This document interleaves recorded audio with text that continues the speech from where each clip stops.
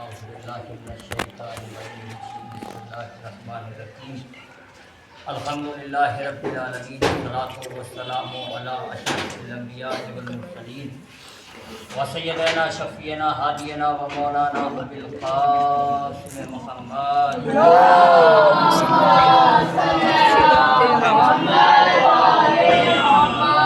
الطيبين الطاهرين المظلومين المنتصرين المعصومين ولعنة الله على أعدائهم أجمعين من يومنا هذا إلى قيام يوم الدين أما بعد فقد قال الله تبارك وتعالى في القرآن المجيد بسم الله الرحمن الرحيم يا أيها الذين آمنوا اتقوا الله وكونوا مع الصادقين صلوات اللهم صل على محمد وآل محمد ایک مرتبہ سورہ الحمد و تین مرتبہ سورہ توحید کی تلاوت فرما کر مرحومین جناب رابش مہدی ابن فہیم حسن امجد علی ابن اکبر علی شہباز حسین ابن اقبال حسین کو ارشاد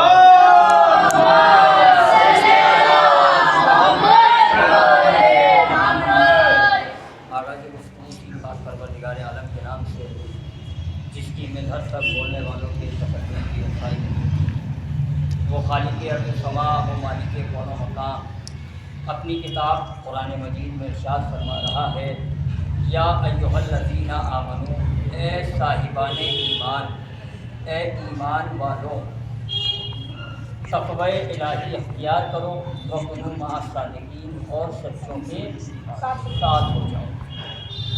جو قرآن مجید کی آیت ہے سورہ توبہ کی آیت نمبر 119 میں جس میں اللہ نے یہ ارشاد فرمایا، چند مرحلے ہیں اس آیت میں، دیکھیے بہت مختصر کر کے گفتگو کروں گا، 10 سے 15 منٹ پڑھنا ہے، توجہ سے سن لیجیے گا، ایک آدھ پیغام ہے جو آپ تک پہنچ جائے گا، توجہ رکھیے گا۔ اللہ نے ارشاد فرمایا کہ سچوں کے ساتھ ہو جاؤ۔ 3 مرحلے ہیں، پہلا مرحلہ یہ کہ بات بے ایمانوں سے نہیں ہے، ایمانداروں سے ہے، اور بات سچائی کی ہے کہ سچائی کے ساتھ ہونا ہے، سچوں کے ساتھ ہونا ہے۔ اللہ نے قرآن میں صاف طور سے بتا دیا کہ سچائی کا تعلق ایماندار سے ہے، بے ایمان سے نہیں ہے۔ توجہ رکھیے گا، سچائی کا تعلق بے ایمانی سے نہیں ہے، ایمانداری سے ہے۔ جو ایماندار ہے کہ ایمان والے ہو، اگر ایمان لے آئے ہو تو سچوں کے ساتھ ہو جاؤ۔ دیکھیے یہ قرآن کا آئینہ ہے، یہ قرآن کے آئینے سے بتا رہا ہوں، یہ قرآن کی روشنی سے بتا رہا ہوں کہ سچائی کا تعلق ایمانداری سے ہے، یہ قرآن کی نظر میں ہے۔ لیکن ہماری کائنات میں کیا ہے، ہماری دنیا میں تو، ہمارے معاشرے میں تو جو جتنا بڑا سچا ہے وہ اتنا بڑا اکیلا ہے۔ بھائی یہ مشاہدہ کریں آپ دنیا کا، جو جتنا بڑا سچا ہے وہ اتنا بڑا اکیلا ہے، اتنا بڑا تنہا ہے۔ میں دیکھیں پوری ذمہ داری کے ساتھ بات کر رہا ہوں، آپ مشاہدہ کر لیجئے گا کائنات کا کہ جو جتنا بڑا سچا ہے، افسوس کی بات یہ ہے کہ سچے کا ساتھ تو اس کے گھر والے بھی نہیں دیتے، سچے کا ساتھ تو اس کے گھر والے بھی نہیں دیتے۔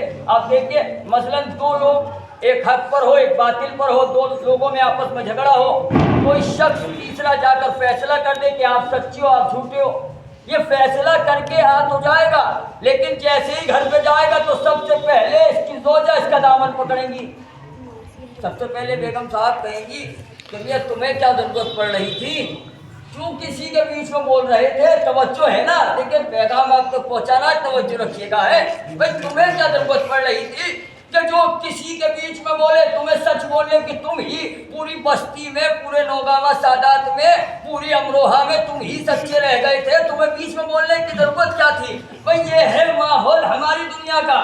اگر بیٹا ہے تو بیٹا کہے گا کہ ہمارے ابا میاں تو اتنے بڑے ہو گئے ہیں لیکن عقل نہیں آئی ہے، خواہ کسی کے بیچ میں بول رہے ہیں تو سچے کا ساتھ تو اس کے گھر والے نہیں دیتے۔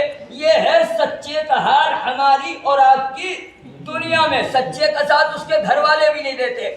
آئیے سچ، اس لیے انسان سچائی کا دامن چھوڑ کے جھوٹ کے آنگن میں زندگی گزار رہا ہے۔ اچھا یہ جھوٹ جو انسان بولتا ہے یہ تو ہو گئی سچے کی کیفیت۔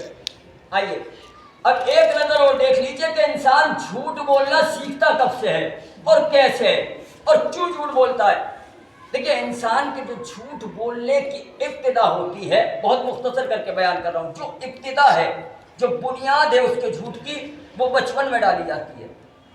مثال کے طور پہ کسی نے دروازے پہ تک بات کیا، ابا میاں اندر لیٹے ہوئے ہیں، آرام فرما رہے ہیں، جیسے دروازے پہ تک بات ہوا بیٹا باہر نکل کے آیا، بیٹے سے سوال کیا کہ بابا گھر پہ ہیں؟ نہیں ہے۔ یہ آ تو گیا، بیٹے نے سوال کیا باپ سے کہ فلاں صاحب آئے، آپ کو پوچھ رہے ہیں، باپ نے پلٹ کے کیا جواب دیا کہ کہہ دو کہ ابا گھر پہ نہیں ہے۔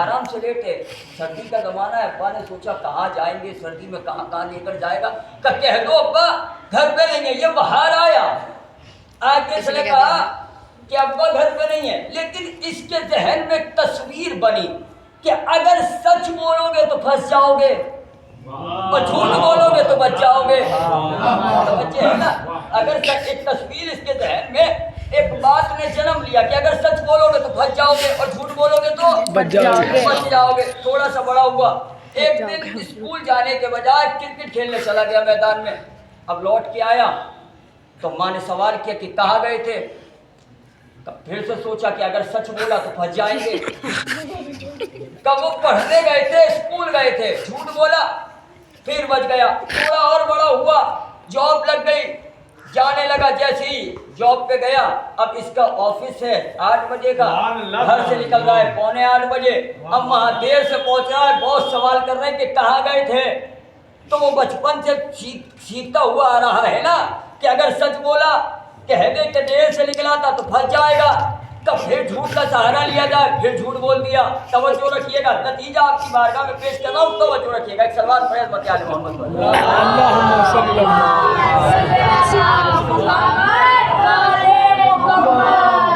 اگر جھوٹ بولا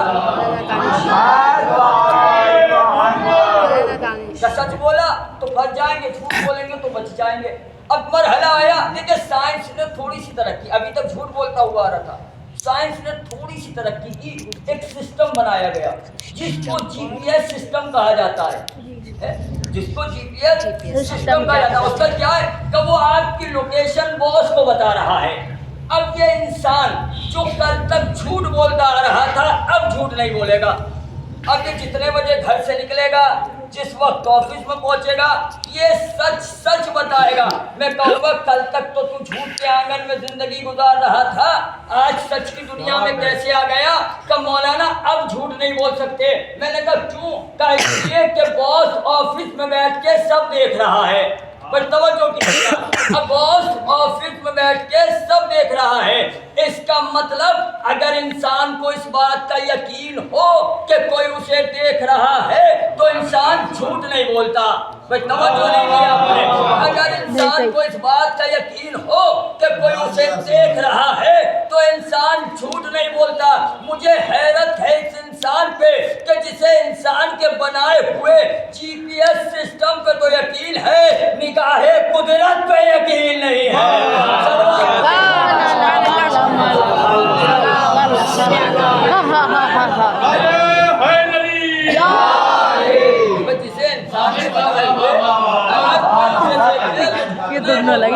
انسان کی فطرت ہے جھوٹ کا سہارا لے کے زندگی گزارنا ہے۔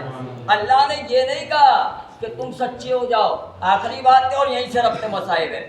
اللہ کیا کہہ رہا ہے کہ اگر سچے، اس لیول کے سچے، کیونکہ صادقین سے مراد قرآن مجید میں اہل بیت کی ذات ہے۔ اللہ ہماری اور آپ کی حیثیت اور اوقات کو جانتا ہے، خدا جانتا ہے کہ یہ اہل بیت جیسے سچے تو ہو ہی نہیں سکتے، کہ تم اہل بیت جیسے سچے نہیں ہو سکتے، ان کی صداقت کے معیار تک نہیں آ سکتے، لہذا سچوں کے ساتھ ہو جاؤ۔ ہم اہل بیت جیسے سچے ہو ہی نہیں سکتے، اس لیے کہ ہم تو حالات اور موسم کو دیکھ کے سچ بولتے ہیں۔ اور اگر سچ بولنے بھی لگے اور سچ سچ ہی بولے تو پھر سچے کہلائیں گے کب؟ جب واقعہ دیکھیں گے، دیکھنے کے بعد واقعے کو سچ سچ بیان کریں گے تو سچے کہلائیں گے۔ مگر اہل بیت ایسے سچے نہیں ہیں جو واقعے کے محتاج ہوں۔ توجہ کیجیے گا، اہل بیت ایسے سچے نہیں ہیں جو واقعے کے محتاج ہوں، بلکہ اہل بیت کی صداقت کا تو یہ عالم ہے کہ اگر زبان سے کہہ دیں تو وہ ہو جائے، زبان سے کہہ دے تو وہ ہو جائے۔ دیکھیے آخری مرحلہ ہے، ایان بھائی توجہ کیجیے گا، انشاءاللہ کام آئے گا، توجہ رکھیے گا۔ آخری مرحلہ اہل بیت کی صداقت کا یہ عالم ہے کہ اگر زبان سے نکل جائے میرے پیاروں کل تمہارے کپڑے درزی لے کر آئے گا تو رضوان جنت لباس جنت لے کر آئے، لباس جنت لے کر آئے۔ اور یہ نہ کہے کہ میں جنت کا فرشتہ ہوں، جنت کا لباس لے کر آیا ہوں، بلکہ کہے انا خیاط الاسنین۔ یہی کہے کہ میں درزی ہوں، لباس لے کر آیا ہوں۔ رضوان کہہ سکتا تھا نا کہ میں جنت کا، اور جنت کا لباس آیا امام حسن امام حسین کے لیے، میرے لیے تو کوئی بڑی بات نہیں ہے۔ بھائی کوئی بڑی بات ہے؟ جو جنت کے سردار ہیں انہی کے لیے تو جنت کا لباس آئے گا، بھائی جو جنت کے رہنے والے ہیں ان کے لیے جنت کا لباس آئے گا۔ اب ہم باب العلم مدرسے میں پڑھتے ہیں، مثال کے طور پہ مولانا عابد صاحب ہمارے لیے کپڑے بنوا رہے ہیں، لباس بنوا رہے ہیں، اور ہم جا کے منصبیہ میں کہیں کہ باب العلم میں ہمارے لیے لباس بنا، تو منصبیہ والے کیا کہیں گے کہ میاں اس میں کون سی بڑی بات ہے، آپ تو رہتے ہی باب العلم میں ہیں۔ اس کا مطلب کہ جو جہاں رہتا ہے وہاں کا لباس پہن سکتا ہے۔ تو اگر لے کر آیا تھا رضوان جنت کا لباس اور جنت کے شہزادوں کے لیے لے کر آیا تھا تو کیا کہنا چاہیے تھا کہ بھائی جنت کا لباس لایا ہوں، جنت کا فرشتہ ہوں اور جنت کے شہزادوں کے لیے لایا ہوں۔ لیکن یہ نہیں کہا کہ جنت کا فرشتہ ہوں، بلکہ کیا کہا؟ انا خیاط الحسنین۔ میں نے کہا ایسا کیوں کہہ رہا ہے؟ تو جبریل رضوان آواز سے کہ اگر زہرا نے یہ کہا ہوتا کہ فرشتہ لباس لائے گا، فرشتہ ہوں، زہرا نے کہا درزی آئے گا تو مجھ پہ لازم ہے کہ درزی بن گا۔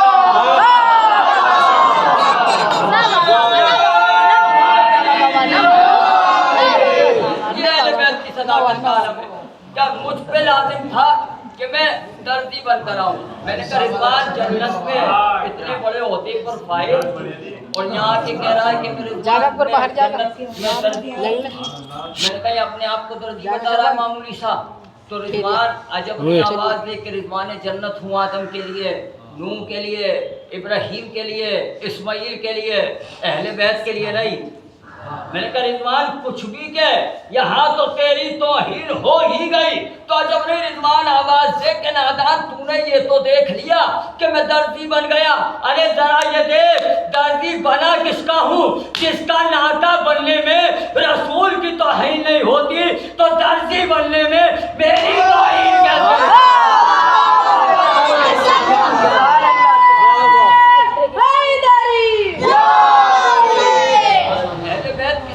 کا یہ عالم ہے۔ اللہ کہہ رہا ہے ایسے سچوں کے ساتھ ہو جاؤ، کہ جیسے سچے اہل بیت ہیں ایسے سچوں کے ساتھ ہو جاؤ۔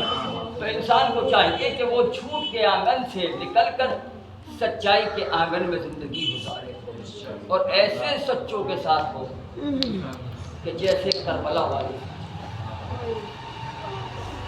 تو صداقت، اگر صداقت دل میں اتر جائے تو انسان کے دل میں موت کا خوف نہیں ہوتا۔ مولا امام حسین علیہ السلام نے اپنے بیٹے سے سوال کیا کہ بیٹا ہمارے نزدیک موت ہے۔ مولا علی اکبر نے پلٹ کے کیا جواب دیا کہ بابا اگر ہم حق پر ہیں، ہم سچے ہیں تو کوئی فرق نہیں پڑتا کہ ہم موت پہ جا کر گریں یا موت ہمارے اوپر آ کر۔ اجرکم اللہ، آپ رونے کے لیے آمادہ ہو گئے۔ 3 طالب علم، 3 طلاب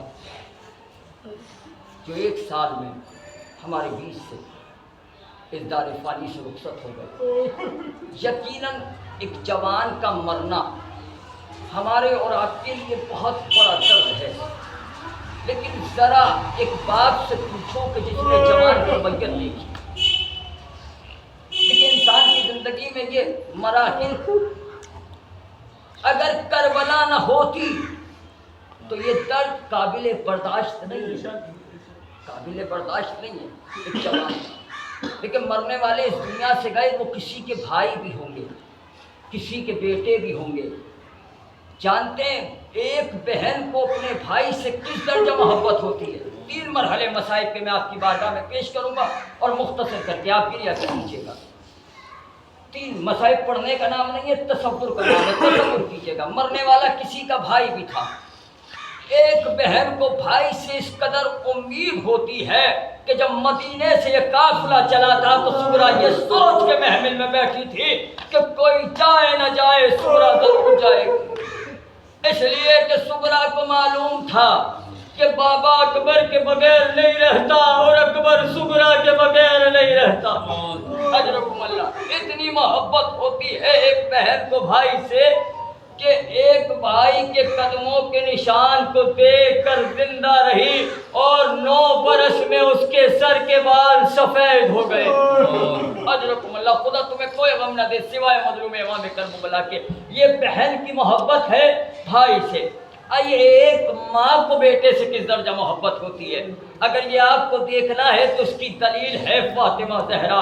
روایت کہتی ہے کہ جب فاطمہ کا وقت آخر آیا، فاطمہ اس دنیا سے چلی گئیں، جنازہ تیار کر دیا گیا، ایک بچے نے بڑھ کے آخری دیدار کر لیا۔ ماں کو اس درجہ محبت ہوتی ہے، اگر ماں اس دنیا سے چلی جائے لیکن بیٹے کے لیے اس کے دل سے محبت کم نہیں ہوگی۔ روایت کہتی ہے ایک بیٹا ایک کونے میں کھڑا ہوا تھا، علی نے کہا حسین آخری دیدار کر لے، بیٹے نے تڑپ کے کہا اماں جب تک نہ بلائے گی حسین نہ جائے گا۔ یہ ماں کی محبت تھی۔ بندے کفن ٹوٹے تو ہاتھ بلند ہوئے، آ میرے لال۔ اجرکم اللہ، خدا تمہیں کوئی غم نہ دے سوائے مظلوم امام کربلا کے۔ ایک بیٹے کو، ایک باپ کو بیٹے سے کس درجہ محبت ہوتی ہے، یہ ماں کی محبت تھی۔ آخری مرحلہ سن لیجیے گا، ایک باپ کو بیٹے سے کس درجہ محبت ہوتی ہے۔ اور کائنات کا سب سے بڑا غم ہے کہ ضعیف باپ کے سامنے اس کا جوان بیٹا اس دنیا سے چلا جائے۔ جانتے کس درجہ محبت ہوتی ہے باپ کو اپنے بیٹے سے؟ علی اکبر جب اجازت کے لیے آئے اور اجازت لے کے کربلا کے لیے چلے ہیں مقتل کے لیے، تو روایت کہتی ہے کہ اکبر چلتے جاتے تھے، کچھ دوری پہ جانے کے بعد اکبر نے کیا محسوس کیا؟ اکبر کو کسی کے گرنے کی آہٹ محسوس ہوئی۔ اکبر نے گھوڑے سے اتر کے دیکھا کہ بوڑھا باپ پیچھے چلا آ رہا ہے۔ یہ باپ کی محبت تھی، اس درجہ محبت تھی باپ کو ایک بیٹے سے کہ جب کربلا کے میدان میں اس جوان بیٹے کے سینے پہ سلا لگی تو حسین یہ کہتے ہوئے کربلا کی طرف دوڑے، آئے میرے لال اکبر، ارے تیرے مرنے نے میری آنکھوں کی بینائی چھین لی۔ اے اکبر جب سے تو گیا ہے مجھے کچھ دکھائی نہیں دیتا۔